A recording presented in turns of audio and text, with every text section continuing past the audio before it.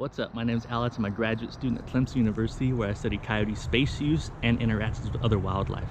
One of the main ways I do that is by catching them and putting a GPS tracking collar on them, and that data is great. Every few hours we get a GPS point from the satellites telling us exactly where the coyotes are, but we don't know exactly what the habitat looks like or why they might be there. And so what I did was follow one of my coyotes around for 24 hours, basically lived a day in the life of a coyote. And so I saw exactly where it was and was able to have some insight into why it might be there as well. We are following in the footsteps of a coyote, one of my research animals, wearing a collar just like this. The GPS takes a point every hour and a half, and so what we're doing is basically following in that coyote's footsteps for 24 hours using those points. Noticed last 4 points really been within a 100-meter radius of each other. Not entirely sure what that means. Obviously the coyote's in the area, but probably moving, doing some hunting, because they weren't in the exact same spot. It seems to be wanting to stick around this area in the late afternoon, evening, maybe a den around here. The first point we went to here with those scat seemed like a good place or around there. So entering nightfall.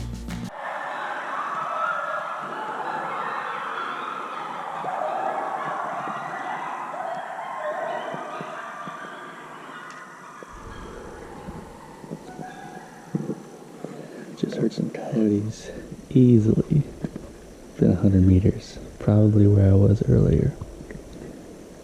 It sounded like two groups, one adult and pups, definitely at higher pitch. Man, a little eerie, but really cool. Halfway through, it's 2 a.m., hitting the wall a little bit. I'm gonna push through, also hungry.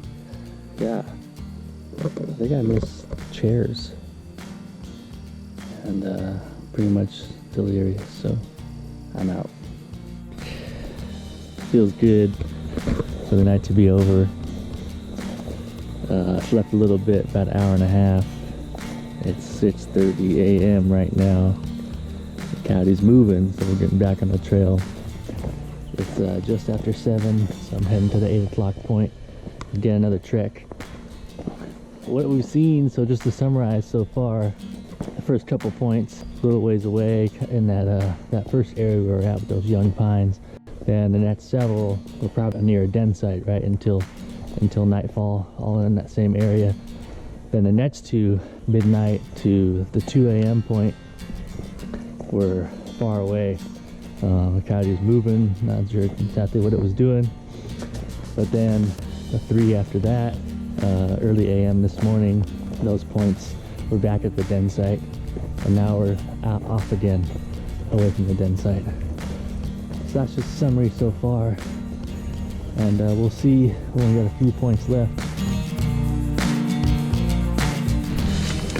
A logging truck's about to drive by, and I don't want to be seen, but I want you to see it.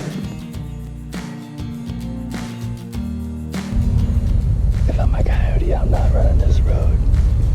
Too many vehicles, my heart is pounding. And I'm not even doing anything illegal. Alright, we did it. That's it, it's 2 p.m. We followed in the footsteps of a coyote for 24 hours. It's a tough life right here with coyotes, you know. I think just being in that mindset of, you know, I gotta be where there's cover, but I also gotta be where there's food, right? So I think that's kind of the two major drivers for predators, you know. Kind of interesting, and I'll think more about that, how that, you know, might relate to my research. So it's been awesome. Kind of glad to be over, but it was a good experience. I learned a lot. Thanks for coming along.